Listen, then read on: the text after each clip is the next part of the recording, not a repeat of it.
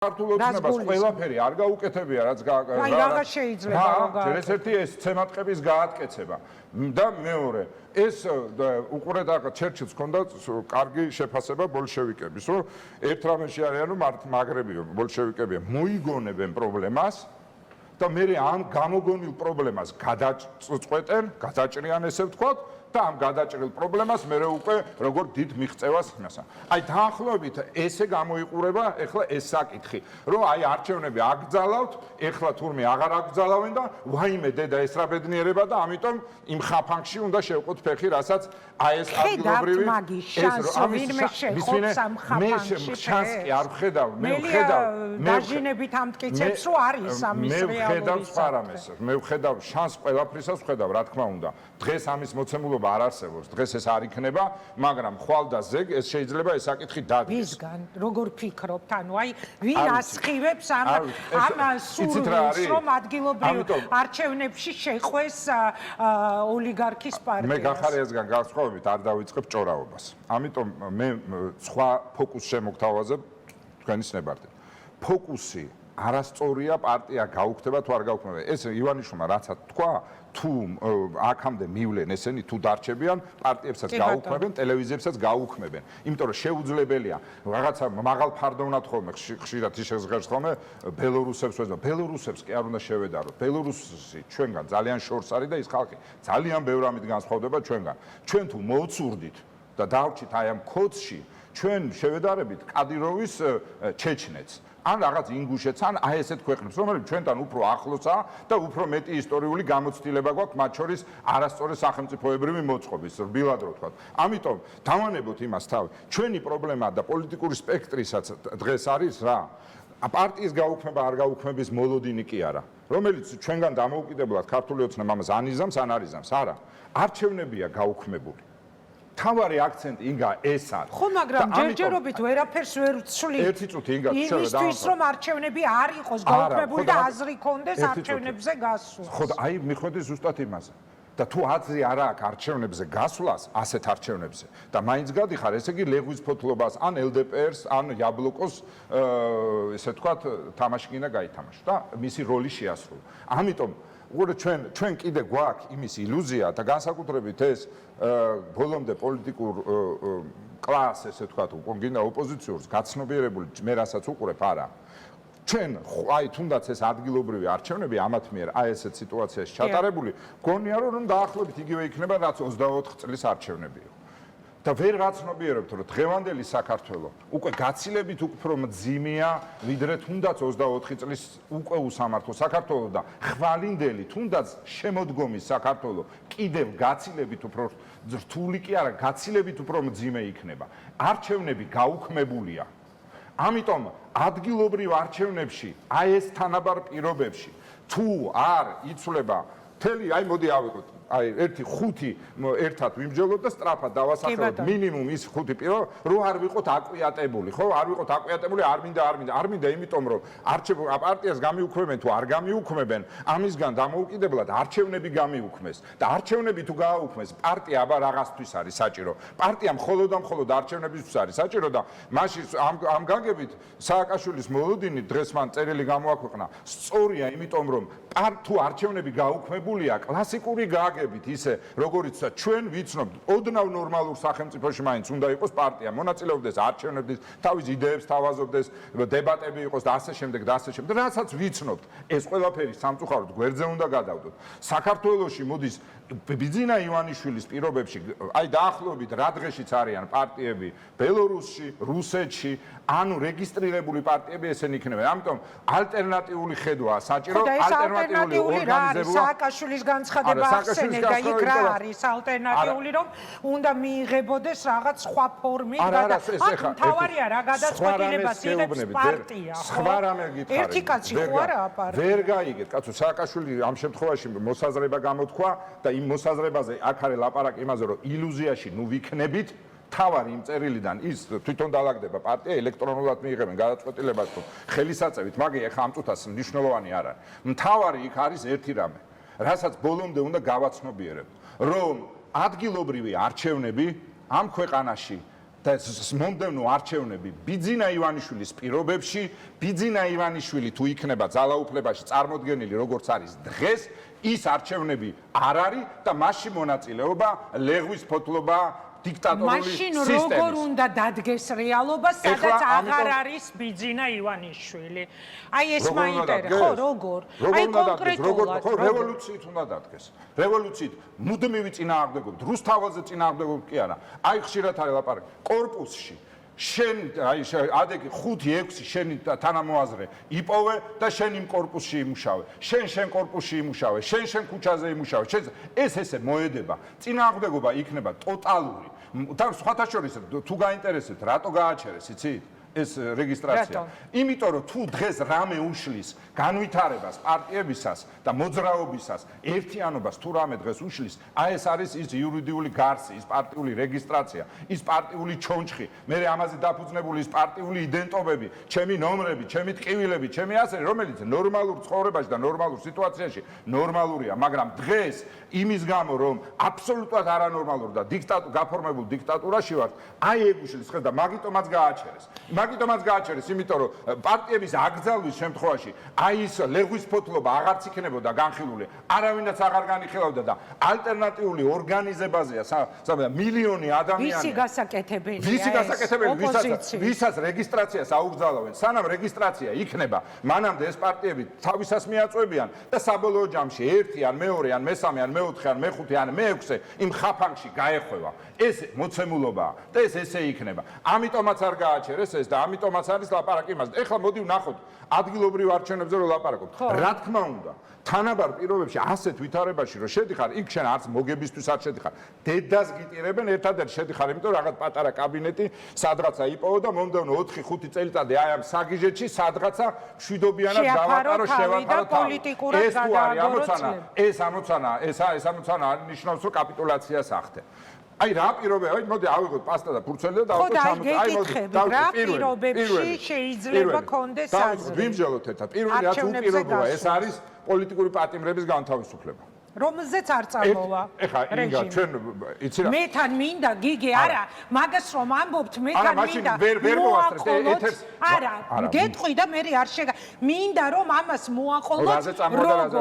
როგორ გამოყვავს პოლიტიკური პატიმრები. ვაიმე, მე ხო სხვა რამეზე ვსაუბრობ, ინგა თუ მომისმინა. როგორ უნდა გავიყვანო, რა ავიღოთ იარაღი და გამოვიყვანოთ თოფით ხელში, მაგას ხარ ვლაპარაკობთ ჩვენ. ჩვენ ვლაპარაკობთ ძალიან კონკრეტულ რაღაცას. პოლიტიკური პროცესში ან ამ შემთხვევაში დავარქოთ თუნდაც ადგილობრივ არჩევნებს. ვიღაცა აი გამოდის მელია და იძახის რომ ვიღაცებზე ეჭვმაქ რომ ეგენი წაიკუზებიან და იმას იზამენ აი ესე უპირობოდ მთლიანად მიიღოთ მონაწილეობა. რას ნიშნავს უპირობოდ? ნუ დღევანდელ სიტუაციაში თუ მიიღეთ მონაწილეობა, თუ არაფერი იცვლება და მაინც გადიხარ ეგ არის ჩვეულებრივი ლეგვის ფოთოლი ხარ. ეხლა რა შეიძლება იყოს ის პირობები, რომელსაც ეს პოლიტიკური პროცესი შეიძლება დაძლევს? პირველი რაშიც აი ტოტალურად ყველანი თანხმდები ეს არის პოლიტიკური პატიმრების განთავისუფლება, ხო? დავიწყეთ შემდეგი. მერე წავედით შემდეგი საკითხი. მეორე, ვერანაირ არჩევნებში ვერ მიიღებ მონაწილეობას, ბოლო 1 წელი მიღებული კანონმდებლობა თუ იარსებებს. უბრალოდ შეუძლებელია რომ მიიღო მონაწილეობა, ისეთი კანონებია მედიის, ადგილობრივი თვითმმართველობის, საარჩევნო კოდექსის, არასამთავრობო პარტიის დაფინანსების, მიების, რა ქვია, მოწმე რა არის იმისი, არჩევნების დამკვირვებლების და ასე შემდეგ. ანუ ეს მეორე პირობა. ეხლა მესამე პირობა ვთქვათ, რა შეიძლება იყოს მესამე პირობა, ნუ ეს ანუ ვილაპარაკეთ პოლიტპატიმრები, მეორე მთლიანად ანუ ეს 1 წლის განმავლობაში ყველა ბრუტალური და ანტიკონსტიტუციური კანონის მიღება და მესამე საკითხი, ხო? ამ შემთხვევაში რა შეიძლება იყოს, რაზეც შეიძლება თქვათ ისა. ანუ ჩვენ ვხედავთ, რომ ის უკან არ იხევს, ჩვენც უკან არ ვიხევთ, ყოველ ჯერზე, როდესაც ხალხს დაუძახებენ, ხალხი გამოდის და გუშინდელი დღე ამის ნათელი მაგალითი იყო, მაგრამ ვერ მივიდა ესე ვართ რაღაცნაირად ჩიხში გავავსებთ. მაშინ მე შეგახსენებთ ასეთი გავს ეხა პარალელი შეაღარ წახვიდეთ სიტუაციაში იგივე 7 ნოემბრის მერე რა მოხდა, როდესაც პრეზიდენტი გადადგა და მეორე რა მოხდა? გავიხსენოთ გახსოვს? ჩატარდა ისა პლებისციტი, ანუ გინდა თუ არა, ჩატარდეს საპარლამენტო არჩევნების შემოდგომაზე ან გაზაფხულზე. პლებისციტი. ანუ მივედით ერთ-ერთი ინსტრუმენტით, რომელიც შეიძლება იყოს 1 წუთი, 1 წუთი დავამთავრე. მაშინ ძალიან მნიშვნელოვანი იყო, იმიტომ რომ 7 ნოემბრის მთელი ეგ პერიპეტიები დაიწყო ერთადერთ შეკითხვაზე, რომ გვინდა არჩევნები გაზაფხულზე და ატარებს ოცნება, თქვათ, ეხლა თუ კი დადგება ეს საკითხი მოთხოვნა. საკითხები ხო ჩამოვხარეთ. მეორე საკითხი რა იყო? ყველა ბრუტალური კანონის გაუქმება, თავისი ცენტრალური საარჩევნო კომისიაზე მიღებული კანონები და ასე შემდეგ და ასე შემდეგ. აი ეს მეორე, ეხლა მესამე. ვინაიდან ოცნება არ დგავს ნაბიჯს. ეხლა ეს ამ შემთხვევაში ოცნებისთვისაც გამოსავალი აზმაო და მიდდა იბრძოლე. თუ მოიგე, თუ ვერ მოიგე და პლებისციტის შედეგსაც ისეც დაგიდებს, რომ აი დაუშვათ რომ წამოვიდეს, რომ როგორიც იყო არჩევნები. იურიდიული ენით იხილეთ პუნქტი მეორე. იხილე პუნქტი მეორედან. ნუ გადავწყვე, ეთერი ხომ და დავზოგოთ დრო. პუნქტი მეორეში რა წერია? ნუ ინერვიულებ ჩემი ეთერის დაზოგვაზე, მე თვითონვე გავაკონტროლებ. მაშინ წავედით ეს პუნქტი მესამე. აი ეს, მაგრამ როცა მსჯელობაზე ლაპარაკი. ამაზე შეგვემ არა მსჯელობა ოცნებასთან. აი ოცნებაში, აი ამ რაღაც ტაკი მასხარობაში მივდივართ და მონაწილეობთ. იმის მაგრად თუ მართლა მსჯელობაა საჭირო და რაც არ უნდა რთული იყოს, თუ მოლაპარაკებაა საჭირო, მათ შორის ქართულ ოცნებასთან, ხო? ჩვენ რა, ევროპელობა რითი უნდა ვანახოთ? ხო, უნდა ვანახოთ იმით, რომ თუნდაც შუამავლის გარეშე შეგვიძლია ცივილიზირებული ხალხი ვარ და ვილაპარაკოთ. ეხლა გავედით მესამე, არ დავემთავრებია. ეს პირობები, ამიტომ თუ პოლიტიკური პროცესი გვინდა, აი ესა ერთი, მეორე, მესამე. არაფერზე არ მოდიან და ამას პარალელურად იმიტომ ვაკეთებ ამ რეპლიკებს. ერთი წუთი, ხო და არაფერზე ჯერს არც ჯერ არ შეუთავაზებია და შეთავაზების დროც შეიძლება არ დამდგარა. შეთავაზების დროც შეიძლება არ დამდგარა. ამიტომ ამოდიან თუ არ მოდიან, ჩვენ ვიცით მხოლოდ და მხოლოდ რა ოპოზიცია მივდივართ იმაზე რომ პლებისციტზე თანხმდებით? რა ვინმე ხო და ამიტომ პირველად ვლაპარაკობ ამაზე. რატო? იმიტომ რომ არავინ არაფერზე არ ვლაპარაკობ. არავინ არაფერზე არ ლაპარაკობთ. ანუ წავყვეთ ეხლა მუხლებს. პირველი მუხლი იყო პოლიტპატიმრების განთავისუფლება. მე სხვათა შორის ამ საკითხში პოლიტპატიმრების განთავისუფლებაში აუცილებლად სააკაშვილის თემასაც ჩავდე, იმიტომ რომ ის არის პოლიტპატიმარი. ამიტომ შემდეგი მეორე იყო კანონმდებლობა, რომელიც მიიღეს იმის გაუქმება. მესამე პლებისციტი, ანუ ადგილობრივ არჩევნებთან ერთად ტარდება პლებისციტი, იმას რა ქვია, გინდა თუ არა, მაგალითად ავიღოთ სიტყვაზე 20 იანვარს ჩატარდეს საპარლამენტო არჩევნები. კი ან არა? შემდეგი ეხლა უყურეთ, დგება ორი მოცემულობა. პლებისციტში ან კი იმარჯვებს, ან არა იმარჯვებს. შესაბამისად უნდა გავწეროთ მოთხოვნები, ან კი შემთხვევაში რა ხდება და არა შემთხვევაში რა ხდება. თუ იმარჯვებს კი, ეს იმას ნიშნავს, რომ მოქმედ საქალაქების უმრავლესობას უნდა ახალი არჩევნები. რაც იმას ნიშნავს, რომ აი აქ ვაგრძელებ იმას ინფორმაციას, იმას რა ქვია, აი ასეთ პირობებში ვითხოვთ ტექნიკურ, ანუ გარდამავალ მთავრობას, რომელიც ამ სამ თვეში ატარებს საპარლამენტო არჩევნებს. როგორ უნდა შეიქმნას ეს გარდამავალი მთავრობა? უნდა შეიქმნას, აი იგივე ყავთ ხო ფალავანი აქეთ რა ქვია, ყაველაშვილი, ჩვენ ყავს აქეთ სალომე ზურაბიშვილი, ხო? აღიარეთ ბოლო ლიდერად. ვინ? სალომე ზურაბიშვილი. მე ვფიქრობ, რომ ეხლა ამ თვითას ეს ძალიან უადგილო შეკითხვაა. თუ გინდა სალომე ზურაბიშვილზე მე ვილაპარაკო ცალკე. ეხლა ამ შემთხვევაში მე უფრო ველოდ ვინ იმიტომ ვკითხო, მე მეგონა მეკითხებოდი ყაველაშვილზე, ზენგა. ამ შემთხვევაში ვინმეს აღიარებაზე არ ვლაპარაკ. მე ვლაპარაკობ იმ საგზაო რუკაზე, რომლითაც შეიძლება ამ სიტუაციიდან გამოვიდეთ. ამ შემთხვევაში უყურე მე ეს ოცნების გასაგონად კი არ ვლაპარაკობ ამას. ამას მათ შორის ვლაპარაკობ 2-3 თვეში ქართული პოლიტიკური ოპოზიცია დადგება იმ საკითხის წინაშე, რომ რა უყოთ ამ ადგილობრივ არჩევნებს. მე პირადად აი ასეთ ვითარებაში ვარ კატეგორიულად მომხრე, იმიტომ რომ არჩევნები მიმაჩნია რომ გაუქმებულია. თუ აი ეს მინიმუმ ეს რაც მე ჩამოთვალე, არის წინაპირობები, მათ შორის განსაკუთრებით წინაპირობების ნაწილში, ის კი არა რომ ბედნიერ და ნორმალურ და თავისუფალ დემოკრატიულ საქართველოს ვლაპარაკობ დაახლოებით 18-სა და 24 წლის ეკვალიბრიუმზე, რომელიც უკვე ძალიან მძიმე იყო. მოგეხსენებათ თუ სალომეზე მკითხეთ, ამ ქვეყანაში არჩევნების უბედურება და ყველა მომდევნო უბედურება დაიწყო 18 წლის საპრეზიდენტო არჩევნების მეორე ტურით, რომელიც ყველა სოფლიოს შეფასებით იყო უბედურება. ამ უბედურებას მოყვა. თუ ძალიან გაინტერესებს, რაც ვქო, მაგრამ ეს ახლა წარსული ამას მნიშვნელობა არ აქვს. ჩვენ გვინდა ან და ეს საგზაო რუკა მარტო იმიტომ კი არ გვინდა, რომ თქვა, გქონდეს პოზიცია რომ ჩვენ წარმოდგენად გვაქვს როგორ უნდა გამოვიდეს ქვეყანა აი ამ მძიმე პოლიტიკური კრიზისიდან.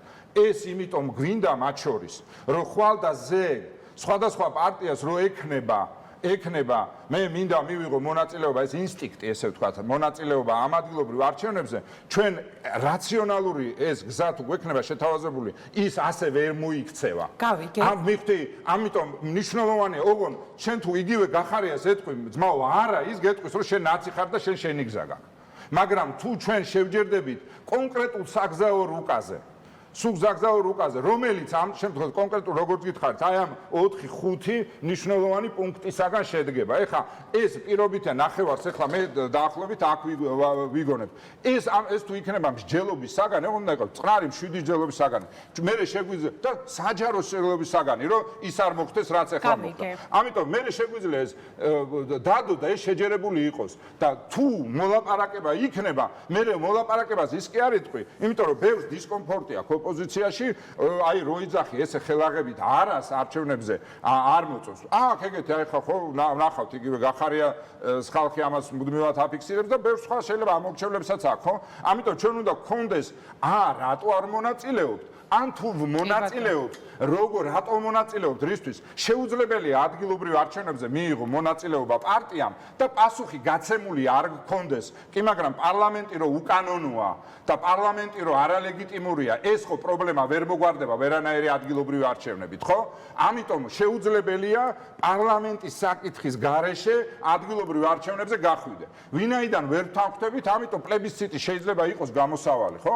როგორც ერთხელ ყოფილა ეს გამოსავალი და იყო ეს გამოსავალი, ხა რასაც იტყვის და ჩვენც გვექნება შესაძლებლობა პოლიტიკურ ოპოზიციას კიდე ერთ მაჯბოლში შეხვიდე და თუ და მე დარწმუნებული ვარ, აი მან კაკრას მოგების შანსი არის ძალიან მაღალი. ესეთი ტიპის პლებისციტში თუ ეს წინაპირობებია დაკვირდა. ამიტომ ან შეგვიძლია ამაზე ვიმსჯელოთ და მე გექნება გეგმა და ამ გეგმიდან გადახვევა უკვე და გვერდზე გაწევა რთული იქნება, იმიტომ რომ ეს არ არის ხელაღებით უარი ნათქვამი და ან დანარჩენი ყოველ შემთხვევაში საგზაო რუკა მაინც იარსებებს. დღეს პოლიტიკური კლასის პრობლემა ეგ არის, რომ არანაირი საგზაო რუკა არ აქვს.